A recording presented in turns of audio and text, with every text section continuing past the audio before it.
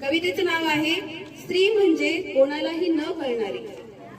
कधी अबोल तर कधी बडबडणारी, कधी अबोल तर कधी बडबडणारी. स्त्री म्हणजे कोणालाही न कळणारी, स्त्री म्हणजे कोणालाही न कळणारी.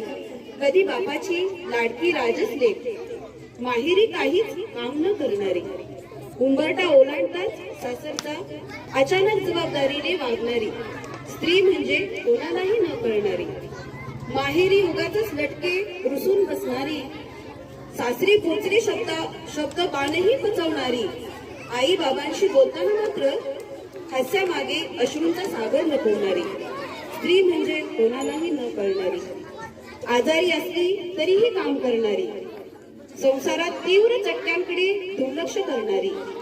नाती सासरची सारी सांभाळणारी, तरीही सासरच्यांसाठी परकीच असणारी. स्त्री म्हणजे कोणालाही न कळणारी. तिलाही हवी असते अशी साथ, तिलाही हवी असते अशी साथ, तिचे दुःख समजून घेणारी. तणामनांच्या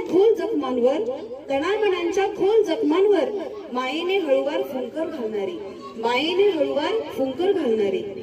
पण तिची व्यथा कोणालाही न कळणारी, पण तिची व्यथा कोणालाही न कळणारी. स्त्री म्हणजे कोणालाही न कळणारी, स्त्री म्हणजे कोणालाही न कळणारी. धन्यवाद.